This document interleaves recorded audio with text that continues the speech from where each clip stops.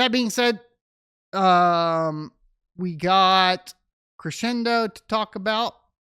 And here's KAS.FYI. I'm sure you guys have seen this through my tutorials in the past.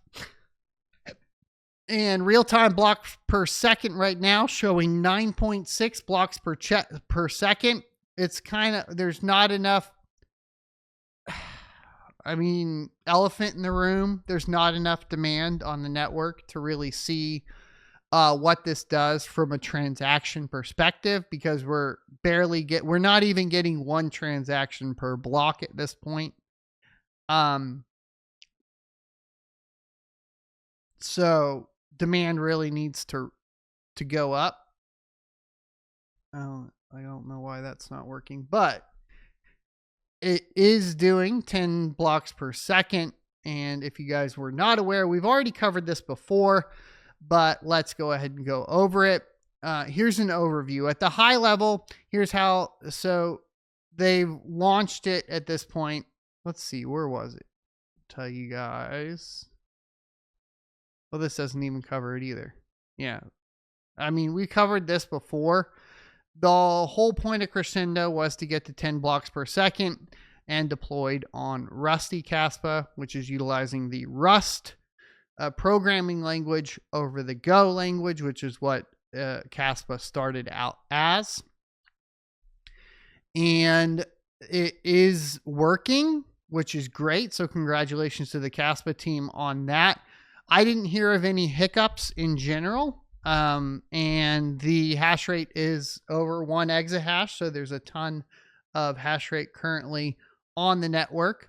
Not as profitable, I think, as people were expecting it to be by this point, but I think that is just due to the fact that 91% of it is already mined, and miners don't influence the price of Kaspa anymore. The holders do, right?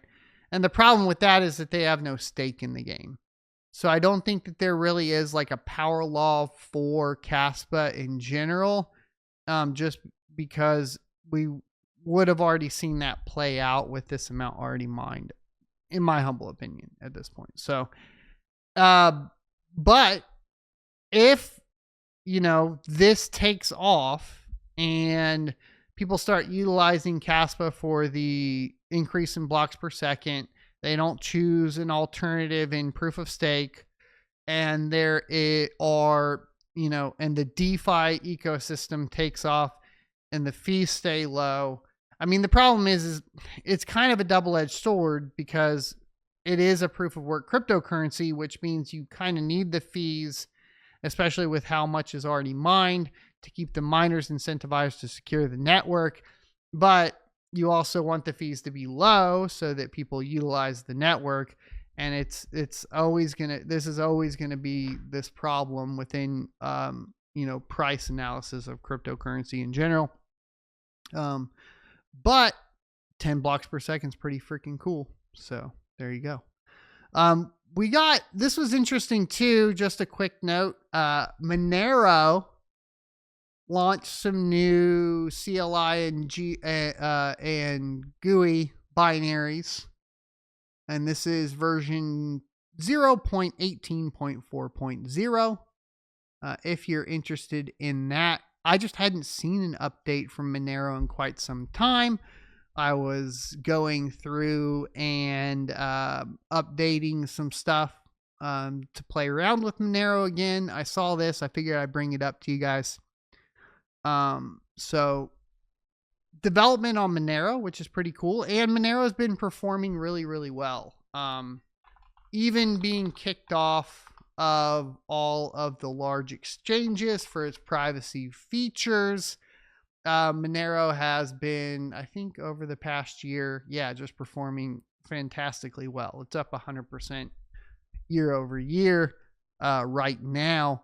And so I think I think there is a demand for privacy coins. And I think obviously Monero has that name since it's the oldest one around. I know that there's other chains, you know, like Pirate Chain and etc. that can offer similar privacy features. Zcash, that sort of thing. I am curious, what do you get? What is Zcash at these days? Okay, so Zcash is at 36. It's not up over year. Well, it is up over the year, but not at its highest point for the year. Okay, interesting. I hope you enjoyed this clip from the Crypto Mining Show. If you would like to see more from this particular episode, take a look up here. Don't forget to also subscribe to the channel. And if you want to support me directly, you can go to sonofatech.locals.com and become a member. Thanks for watching, and I will see you next Tuesday.